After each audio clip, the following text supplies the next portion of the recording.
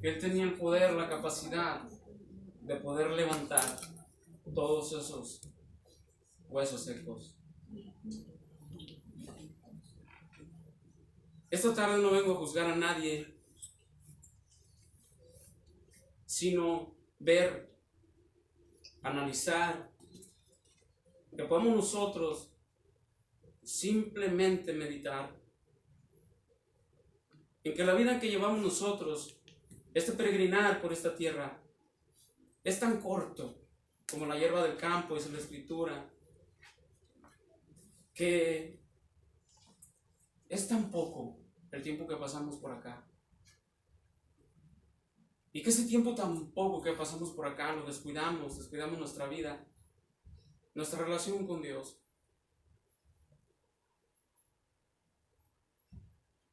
Nos muestra a nosotros el enemigo de nuestra alma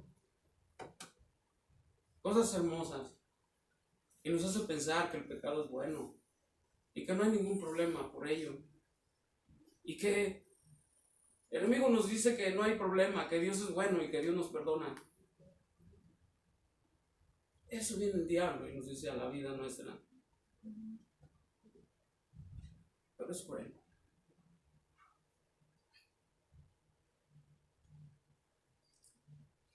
Cuando lo mira en pedazos, lo tira, lo arrastra y lo humilla. Lo tira, lo arrastra y lo humilla. Pero antes de tirarlo, de arrastrarlo y humillarlo, lo hace caer en su trampa.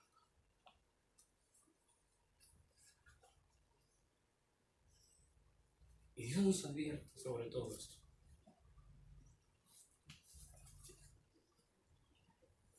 Y Dios nos ampara a todos y a cada uno de nosotros.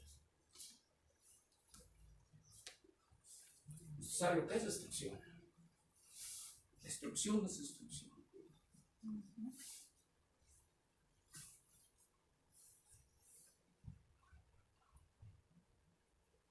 Y le invito a que abramos nuestra Biblia en Daniel. Vamos a comenzar a mirar la bondad y la majestad de Dios. La bondad y la majestad de Dios.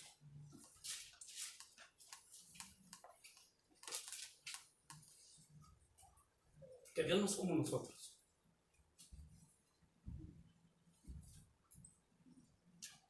Dios no es como nosotros. En ocasiones nosotros somos bien crueles. Dios no es así.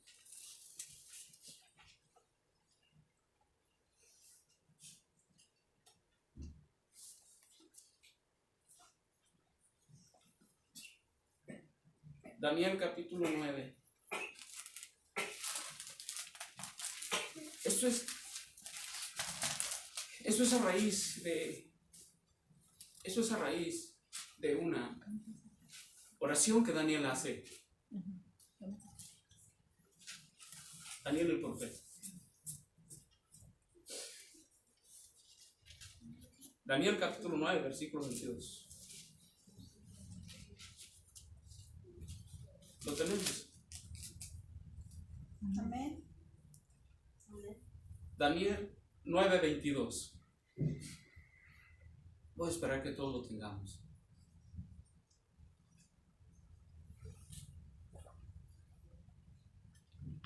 Doña Rosa, ¿verdad? Sí. ¿Le gustaría que le dieran una Biblia? Yo la llevo.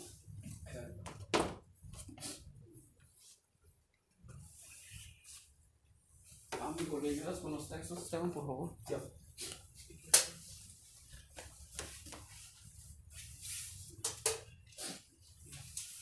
Daniel 9:22, ¿todo lo tenemos?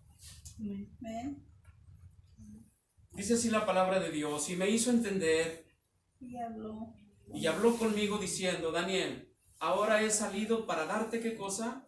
Sabiduría y entendimiento. Al principio de tus ruegos fue dada la orden, y yo he venido para enseñártela, porque tú eres muy amado entiende pues, ¿qué cosa? La La orden. Y entiende la visión. 70 semanas están determinadas sobre tu pueblo y sobre tu santa ciudad para terminar la prevaricación y poner fin ¿al qué? Al pecado y expiar la iniquidad para traer la justicia perdurable y sellar la visión y la profecía y ungir al santo de los santos. ¿Sabes pues? Y entiende que desde la salida de la orden, ¿ok? Desde la salida de la orden para restaurar y edificar Jerusalén hasta el Mesías príncipe habrá 7 semanas y 62 semanas. Se volverá a edificar la plaza, el muro, y en tiempos angustiosos. El ángel le contesta a Daniel, porque Daniel había visto ya lo que el profeta había dicho anteriormente. Usted comienza leyendo desde el capítulo 9 y nos encontramos nosotros con un Daniel preocupado porque se habían cumplido ya los 70 años que el profeta había dicho, y comienza a preguntarle a Dios y empieza este diálogo con Dios. Viene el ángel y comienza a decirle estas palabras a Daniel. El ángel viene, el ángel mensajero, y le dice a Daniel: tantas semanas están determinadas sobre tu pueblo y desde la salida de la orden. No me voy a meter en escatología ahorita en tiempos del fin, sino para poder tomar lo que voy a mirar y vamos a mirar como versículo base del amor, de la bondad, de la misericordia de Dios. Necesitaba leer este contexto para entender el contexto histórico de Nehemías. Ahora vamos a Nehemías.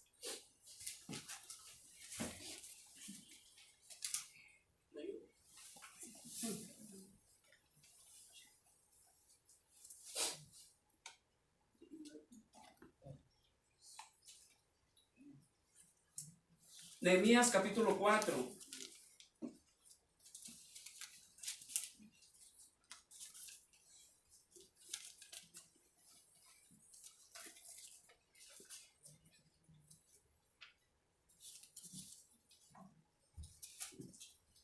Nehemías capítulo 4.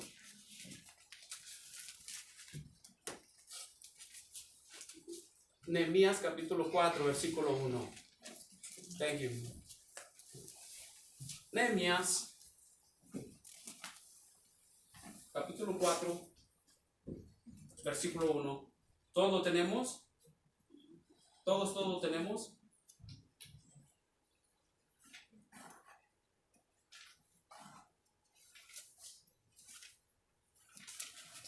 Nehemías capítulo 4. Acuérdense, está Esdras y está Nehemías. Y luego está Job. Y luego están los salmos. Está fácil de poder encontrar. Dios los pague, hermana.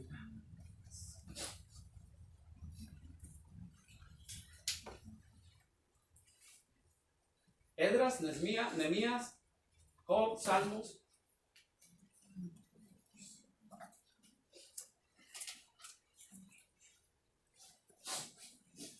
¿Lo tenemos? Nehemías capítulo 4. Ya cuando lo tengan, me pueden decir con un amén, por favor. Amén. Ok, antes de leerlo,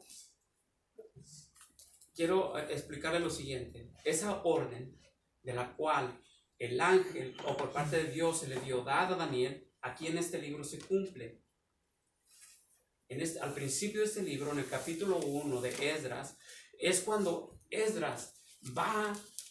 Esdras era el copero, el que le servía el vino al rey Artajerjes en un imperio que los tenía cautivos al pueblo de Dios. Entonces viene un hermano de Esdras y le dice, los muros están destruidos. Dice, el pueblo de Dios es un muladar ahora. Este hombre, Nehemías comienza a orar a Dios, preocupado por su pueblo, y se acerca con el rey y le pide permiso, solicitud, para ir a intentar restaurar lo destruido, que anteriormente el pecado y la maldad 70 años antes había hecho pedazos a un pueblo escogido por Dios. Y el rey le dice, ¿cuánto te vas a tardar? Dice, pues en cuanto acabe, no sé. Y el rey lo quería tanto, porque un copero en esos tiempos, en esa época, el copero del rey era aquel que le servía el vino. Pero antes de servirle el vino al rey, él tenía que probarlo. Y si el copero moría, quería decir que iban a matar al rey. O sea, él tenía que probar siempre el vino. Y siempre que Nehemías servía el vino al rey, siempre el rey conservaba la vida. De manera que en ese tiempo se cumple lo que leímos en Daniel, esa profecía, desde la determinación de la salida de reconstrucción. Aquí se determina y aquí hay esto y empezamos nosotros a mirar, porque ya aquí ya se anunció el Santo de Israel, el Mesías, el Santo que había de ser la expiación, el sacrificio que años después, no muy lejanos, había de ocurrir en Jerusalén a nuestro Señor Jesucristo. Ahora, en esta ocasión el rey sale, le da permiso a este hombre, va y se encuentra con sorpresas. Cuando ellos son prisioneros, pues sí miraron, ¿verdad? Cuando los llevan cautivos, muchos de ellos, este hombre al cual va a reconstruir, quizá él ya no miró o no se acuerda de todo lo que sucedió cuando fueron sacados de ahí, pero a él le decían de una hermosa Jerusalén, de una hermosa ciudad santa. Y cuando su hermano le dice, él no puede creerlo, y él venía a construir, pero él nunca pensó que venía a construir un muladar destruido, deshecho, basurero. Ahora sí vamos a leerlo. Nehemías capítulo 4.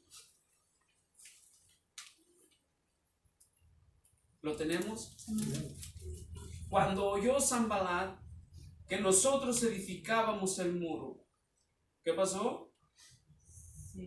Se enojó y se enfureció en gran manera e hizo, ¿qué cosa? Escarnio de los judíos, y habló delante de sus hermanos y del ejército de Samaria y dijo, ¿qué hacen estos débiles judíos? ¿Se les permitirá volver a ofrecer sacrificio? Acabarán en un día, resucitarán de los montones del polvo las piedras que fueron quemadas.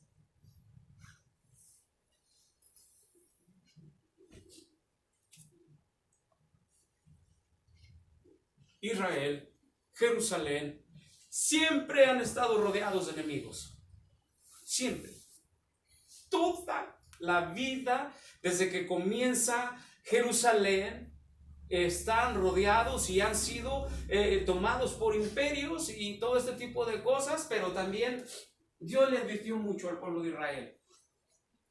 Segunda de Crónicas, capítulo 30 en delante, vemos nosotros la explicación perfecta que Dios les dijo de una, de otra y de otra y de otra y de una y de mil maneras, hasta que Dios dijo, ya no hay más remedio, y los entregó cautivos a estos imperios de los cuales estamos leyendo. Este era un imperio, el que lo tenía en ese tiempo eran los persas, los que lo tenían cautivo a ellos. Ya los habían tenido cautivos por otros años los babilónicos por el rey Nabucodonosor. Luego viene el medo y el persa que los cautiva, y es cuando ya es la salida para reconstruir Jerusalén. Muy bien. Ese Dios misericordioso del que estamos hablando en esta tarde. A un pueblo pecador, a un pueblo que hacía de lo peor, decide Dios darle otra oportunidad. Decide Dios otra vez mandarlos a su pueblo, a su tierra de origen, para que ellos comenzaran otra vez a ser los auténticos y amados hijos de Dios. y comienzan a edificar. Pero empezaron a ver los enemigos de su alrededor que comenzaron a edificar ellos su vida, las piedras, había escombros, pero ellos se burlaban, incluso entre ellos planearon: los matamos para que no hagan nada, acabamos con ellos para que no levanten y no construyan. Hicieron escarnio de ellos. Escarnio quiere decir que se burlaron de ellos, los humillaron a ellos y tantas otras cosas hicieron con ellos cuando empezaban a querer levantarse, a querer edificar.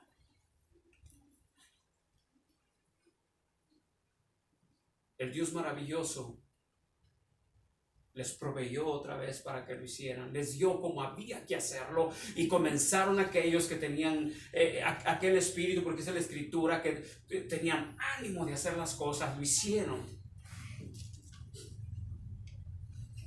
Lo maravilloso de todo esto es lo siguiente. Versículo 4.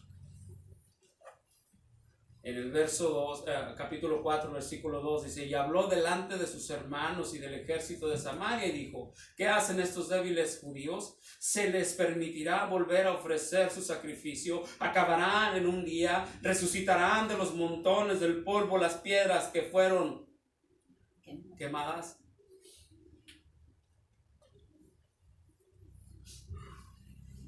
Habría una forma solamente para que ellos no pudieran levantar y edificar otra vez los muros que tan importantes eran para Jerusalén. ¿Sabe cuál era la única forma por la cual ellos no podían evitarlo? Matándolos.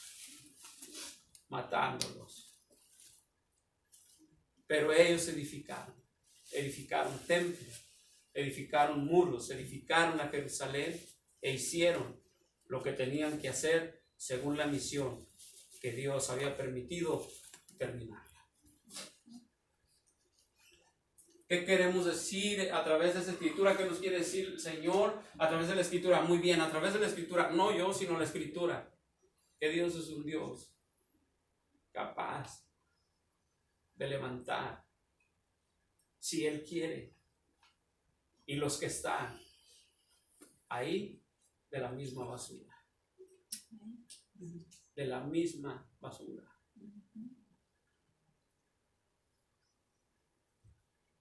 Dios nunca, jamás desprecia a un caído que se arrepiente. Jamás.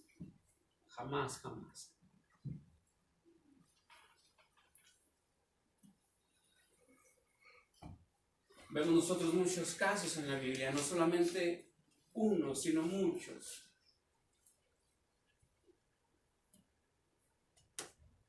Con eso, reflexión que yo quiero compartirles en esta tarde, para que nosotros reflexionemos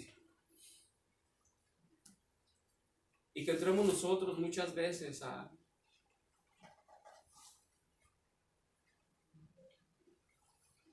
no preocuparnos, sino a orar, a pedir a Dios por alguien que posiblemente ha caído de la gracia de Dios, y pedir a Dios que sea Dios que restaure. Pero le dejo un anuncio, que Dios jamás escuchará nuestras oraciones para restauración de otro si antes nosotros comenzamos a enjuiciar, cuando el juicio no es de nosotros, sino el juicio es de Dios.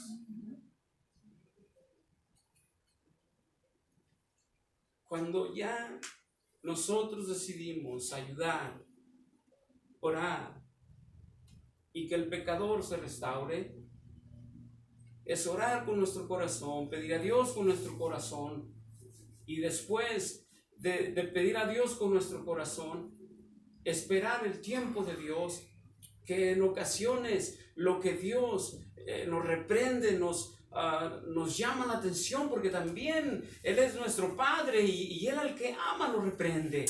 No lo deja así, lo reprende. Entonces, la reprensión de Dios en ocasiones es con mucho amor, en ocasiones bien duro. No sabemos en ocasiones cómo es la reprensión de Dios, pero reprende Dios.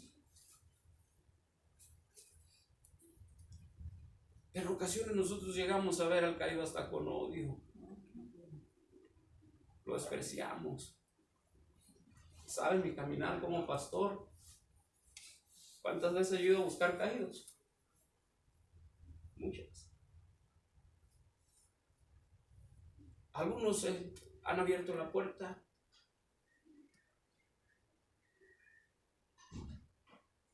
Y hemos apoyado en oración. Pero también muchos caídos que me han cerrado con la puerta en las narices, que no quieren nada. ¿Me entiendes? Y ahí el único que puede hacer algo es el Señor. Y nosotros orando. Aquellos vinieron a reconstruir para poder vivir. Escuche esto. Hoy el templo ya no es tan importante después del sacrificio de Cristo en la cruz. Porque hoy el templo somos nosotros. Hoy el templo, el edificio no es tan importante, sino el importante es yo, cómo vive el Señor. Si en verdad cuando Él toca la puerta, yo abro mi corazón, llega a mí y cenamos juntos, vivimos juntos y tenemos una relación junta. Pero muchas veces también nosotros cerramos esa puerta y no permitimos que nuestro Dios entre a cenar con nosotros, a tener comunión con nosotros. Y descuidamos también ese templo que Dios nos ha dado. Y a través de ese Dios maravilloso que sale, que manda a los suyos, a sus hijos a restaurar, que sale nuestro Señor y muchas veces, hermano, nosotros vemos un pecado y nos asustamos mucho. Mucho. Lo primero que pensamos es que se vaya al infierno. Y en ocasiones ni siquiera sabemos cuál es el propósito de Dios con cada uno. No anunciamos ni nos acordamos que tenemos nuestros hijos, nuestras hijas, nuestros nietos, y metamos juicio sin misericordia. En ocasión tenemos que tenerle mucho más miedo al juicio del hombre que al juicio de Dios. Mucho más. Porque el hombre está listo con sus garras para mandarnos al infierno. Y no nos damos cuenta nosotros que el enemigo vino así como aquellos hombres rodeados de enemigos y querían matarlos y hacerlos parar, que edificaran. Estaban listos para matarlos. El Señor Jesucristo nos advierte clarito y nos dice que el enemigo no vino sino para matar, robar y destruir. Él no vino para jugar con nuestras vidas. Él no vino para jugar con nuestras vidas.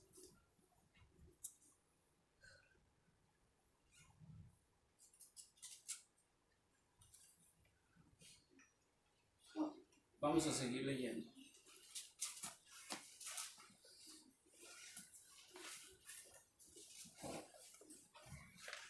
Primera de Pedro.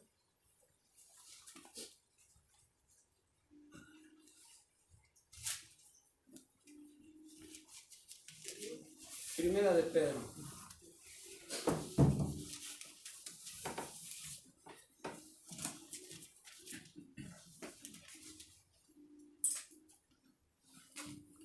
Primera de Pedro, capítulo 4, versículo 8.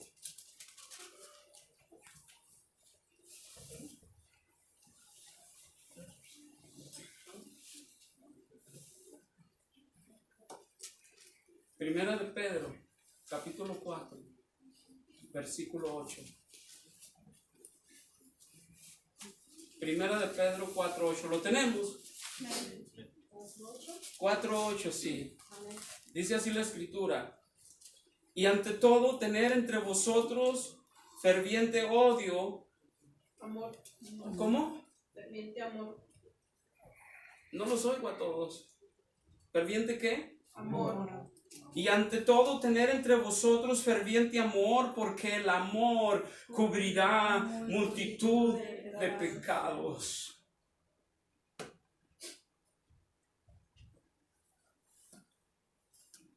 Queremos nosotros como pueblo de Dios que se vaya previendo, que se vaya extinguiendo.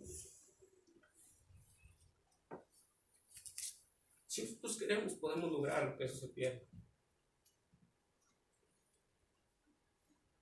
Se puede si nosotros queremos. Pero también si nos ponemos en manos de Dios y si servimos a Dios y vamos rumbo a la salvación nosotros, entonces nosotros podemos regresar a ese lugar de amor.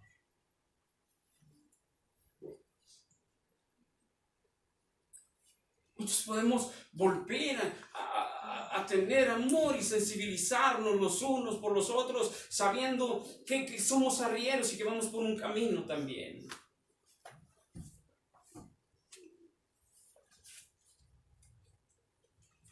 Y al empezar a hacer esto, nosotros nos damos cuenta que andamos bien delante de Dios.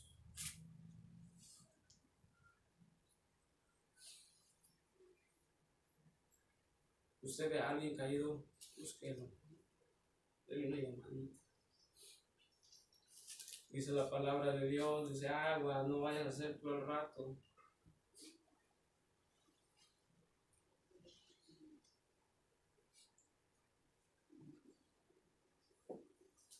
¿Dónde dice eso? Vamos a Gálatas capítulo 6.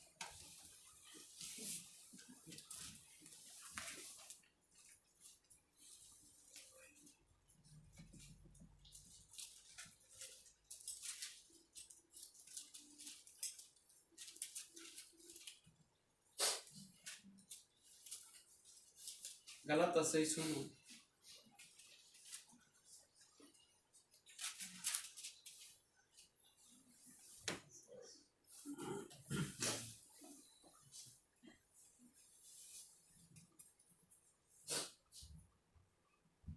¿Lo tenemos?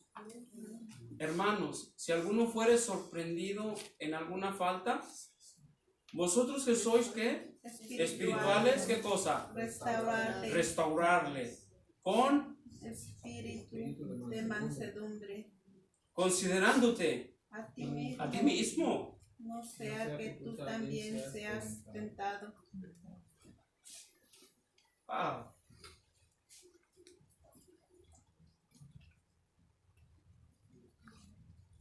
En ocasiones vemos la falta y nos escondemos, se nos hace más fácil murmurarlo y comentarlo que arreglarlo.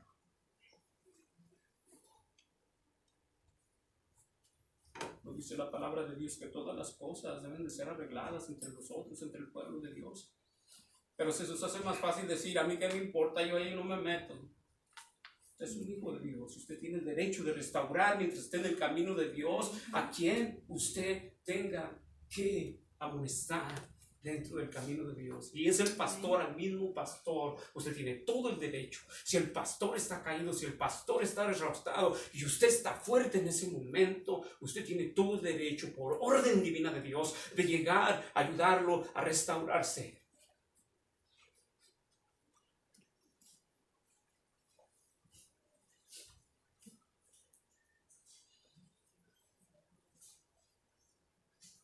Una vez más leemos, hermanos, si ¿a quién le habla? ¿Le habla al mundo o le habla a la iglesia, el apóstol? A la iglesia. Hermanos, si alguno fuere sorprendido en alguna falta, vosotros que sois espirituales, restaurarle con espíritu de mansedumbre, considerándote a ti mismo, no sea que tú también seas, o sea, que caigas. El apóstol Pablo dice también lo siguiente: el que piense que está bien, mírese a sí mismo y no caiga. Y no caiga.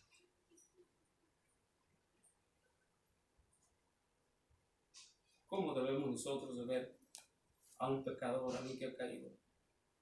¿Con qué ojos usted miraría a alguien que ha caído y que quiere restaurarse, y que tiene toda la intención de restaurarse?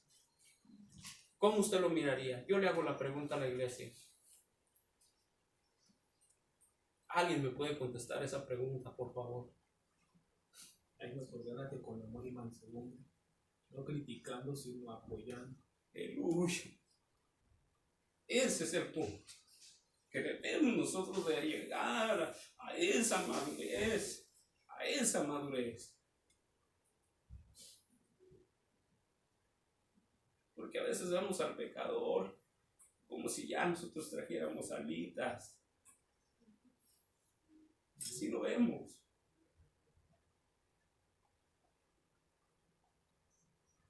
Y no, hermano, estamos en la carne todavía. Lo sabemos. Lo sabemos. Vamos a ir al libro de Santiago. Vamos a Primera de Juan primero. Dios perdona a un pecador caído. Sí, perdona cuando se arrepiente. Pero yo no sé si usted me entienda. En ocasiones el pecador está lleno de su cara de vergüenza por vergüenza hacia los demás. Y aunque no debería de tenerla, porque en ocasiones el pecador es víctima y no nos damos cuenta y se nos hace más fácil echar el lazo al cuello.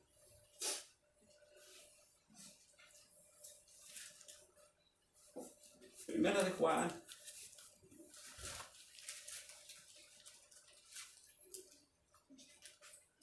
¿Perdonará Dios a un pecador? Claro que Dios lo perdona. Primera de Juan, capítulo 2.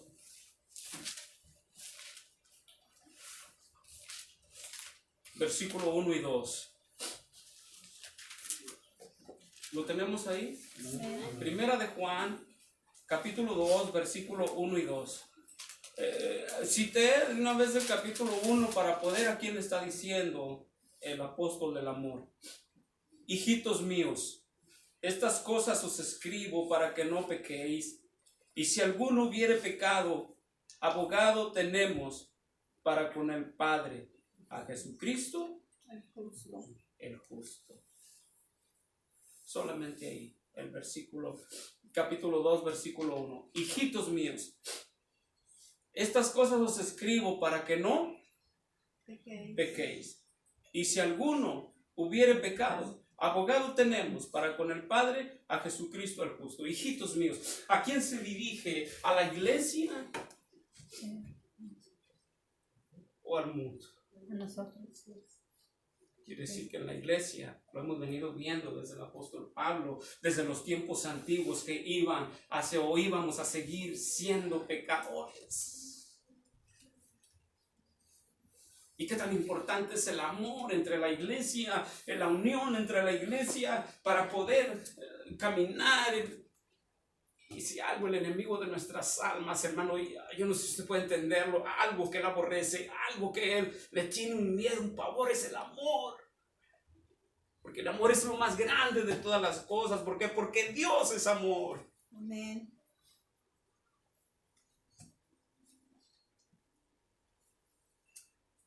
Cuando usted va hablando de alguien,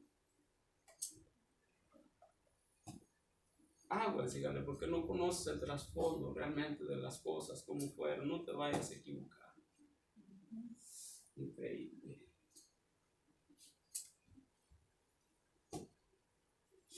Vamos a Santiago. Sigue hablando a la iglesia la palabra de Dios. Sigue ahí.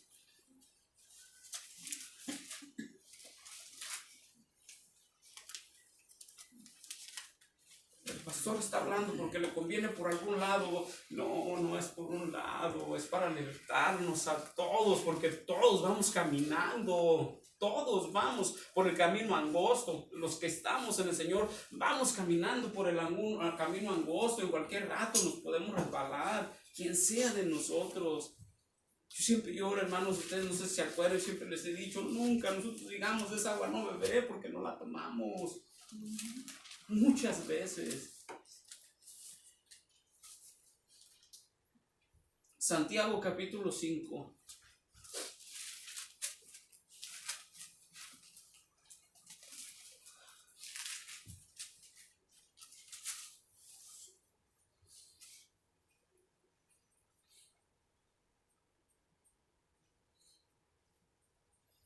Lo tenemos.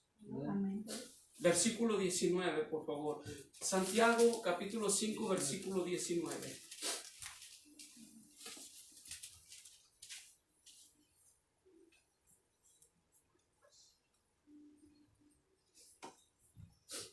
Santiago capítulo 5, versículo 19. Lo tenemos. Amén. Miren qué dice la palabra de Dios en este versículo. Dice, hermanos, si alguno de entre vosotros, ¿qué cosa? Se ha extraviado de la verdad y alguno le hace volver, el 20, sepa que el que le haga volver al pecador de error de su camino, salvará de muerte, ¿qué cosa? Un alma, y cubrirá multitud de pecados. ¿A quién le está diciendo Dios mío? ¿A quién? ¿Va para la gente que no conoce de Cristo esto? Y en ocasiones esto se aplica a la gente que no conoce de Cristo. Mire bien qué dice Santiago. Hermanos, si alguien se ha extraviado, búsquelo.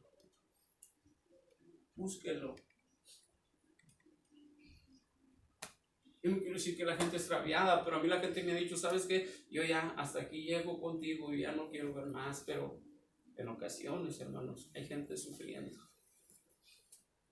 A mi gente me ha dicho, ¿sabes qué? Yo ya hasta aquí. Si me hablas para saludarme, pero no para que esté ahí.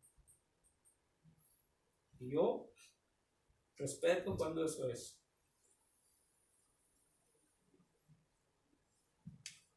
Pero cuando yo siento esa necesidad, lo hago sin preguntar y avisar, aunque me cierren la puerta. Porque algo hay ahí, una necesidad o algo.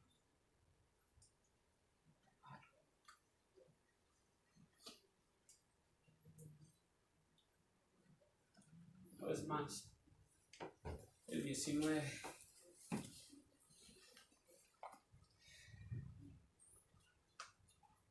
Hermanos, si alguno de entre vosotros se ha extraviado de la verdad y alguno le hace volver, el 20, sepa que el que le haga volver al pecador del error de su camino, salvará de muerte un alma y cubrirá multitud de pecados.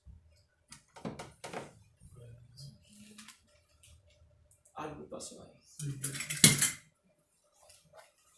Y cubrirá multitud de pecados. ¿Mande? Lo siguió el policía para allá. Sí, comprendemos, hermanos, cómo Amén. está el asunto. Para terminar, yo le dejo esta reflexión.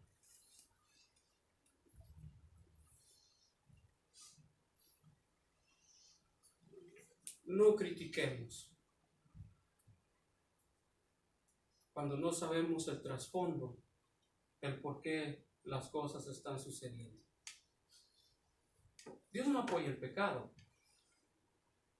pero sí es seguro que cuando Dios permite que pase, Él no es el que tienta tampoco. Pero cuando las cosas pasan, es que hay un propósito en todo esto. Vamos a ponerlo de pie.